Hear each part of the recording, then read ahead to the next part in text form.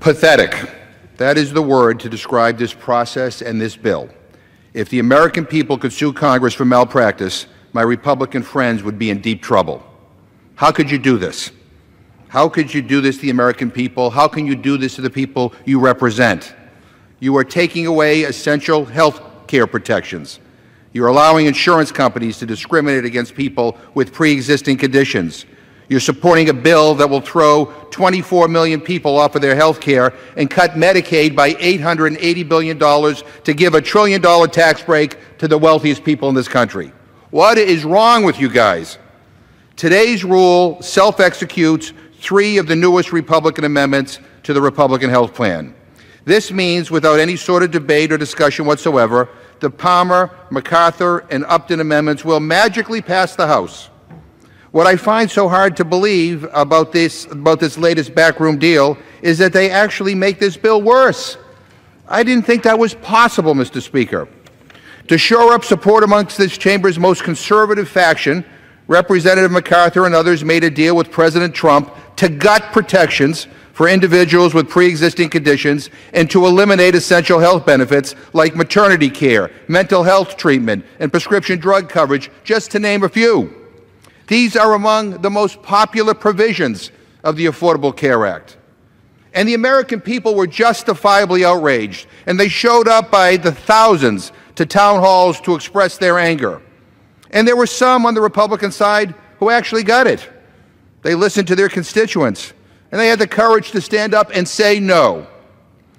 But when Republican leaders came up short in their whip count, Representative Upton ran to the White House and concocted a deal with President Trump to try to win back votes. His amendment adds a measly $8 billion spread out over 5 years in a futile attempt to soften the devastating impact that this bill will have on millions and millions of Americans with pre-existing conditions.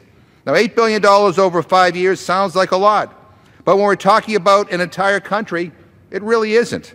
But don't take it from me. Robert Grayboys from the conservative Mercatus Center said, and I quote, "The $8 billion amount is a pittance.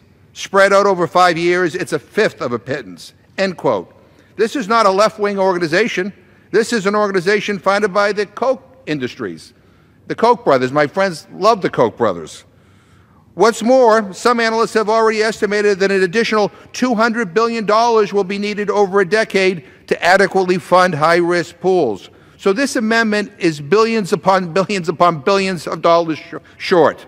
And as the Center for American Progress points out, the Upton Amendment, and let me quote, "will have almost no effect," end quote.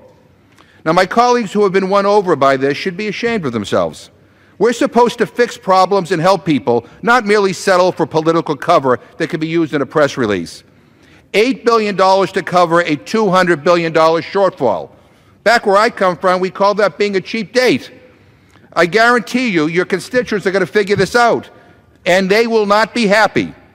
So to so-called moderate Republicans who have contorted themselves this week to try to find a fix to the damage being done to the people with pre-existing conditions, I have breaking news. I have a magic bullet fix if Republicans really want to protect people with pre-existing conditions. Are you ready? Brace yourselves. Don't change the law. Everyone is already protected by the Affordable Care Act, including people with pre-existing conditions and those who struggle to find affordable care. And let me say to my colleagues, to claim or imply that this Republican plan covers pre-existing conditions is a lie, plain and simple. Now let me say a few words about the process that has been used to bring this bill to the floor.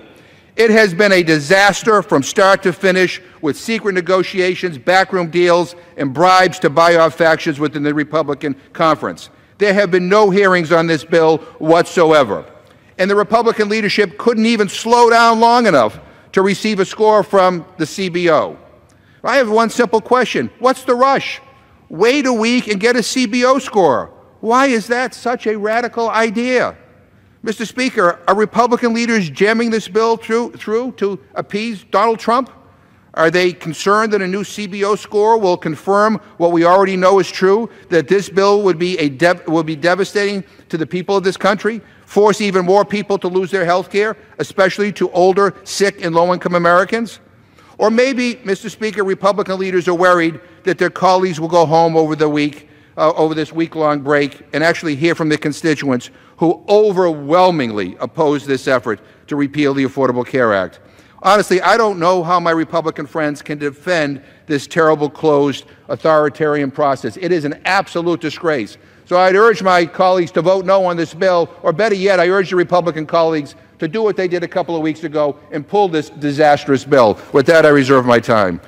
The gentleman from Massachusetts reserves his time.